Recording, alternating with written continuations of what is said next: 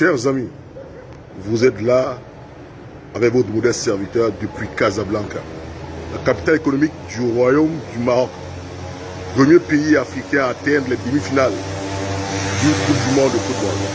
J'espère que vous voyez le lien. Ce n'est donc pas un fait de hasard. Regardez bien derrière moi.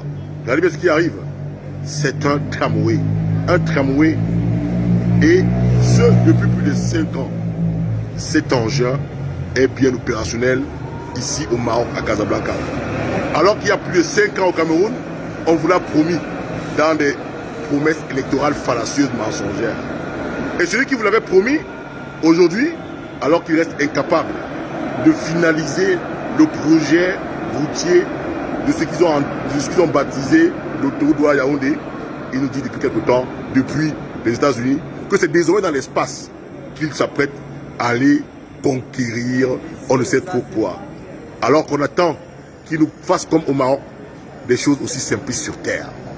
C'est incroyable. C'est d'autant plus incroyable que certains jeunes Camerounais continuent à supporter, à défendre un bilan aussi négatif d'un système qui, en 40 ans, a plongé le Cameroun dans une misère, une pauvreté quasi irréversible. Regardez les villes comme Douala, les villes comme Konsamba, et puis même, vous allez à l'extrême nord, regardez l'état des routes. On est bien dans une capitale économique, hein, à Douala. Allez voir l'état des routes. Allez voir l'état des routes à Douala. Vous allez voir les bouchons à n'en plus finir. C'est triste. Et, comme ce n'est pas suffisant, ce mec vous dit que c'est l'espace qui ça va conquérir.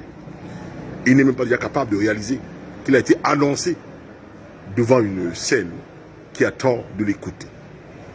Et on nous dit qu'il nous dirige.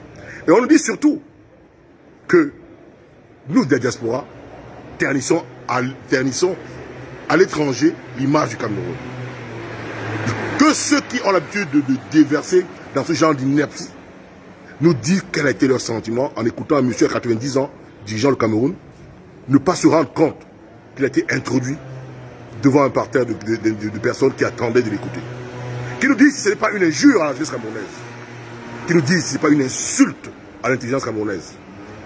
Qui nous disent honnêtement quelles sont leurs réelles intentions lorsqu'ils défendent ce régime totalement à l'agonie. Ce pays-là nous appartient à tous, ce Cameroun-là.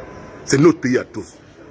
Ils ne vont pas nous empêcher de penser positif pour ce pays et donc de demander que les Camerounais se lèvent tous pour chasser ces mecs qui les appauvrissent, qui les maintiennent dans la pauvreté depuis plus de 40 ans aujourd'hui. Cela doit s'arrêter. Vous avez vu ici, on est à Casablanca. Regardez, je suis éclairé en pleine nuit à Casablanca. Hein. Il n'y a pas de problème de néo. Ah non, regardez, ça brille partout. C'est pas le paradis, hein, mais ici on travaille, on bosse. On donne le minimum aux Marocains. Ce qu'on attend des dirigeants camerounais, ce minimum-là. Je suis en train de marcher dans la nuit, dans les rues de Casablanca, sans grand souci. Chers amis, le changement ne se fera pas en allant dans les églises, en allant dans les bars. Le changement se fera en commençant à prendre conscience de notre situation au Cameroun. Et en nous mobilisant nombreux pour dire stop à ce régime de Yaoundé qui vous tient depuis plus de 4 décennies dans la médiocrité. Nous savons pouvoir compter sur vous pour mettre fin à cela. Depuis Casablanca, Empereur Yolson, votre modeste serviteur.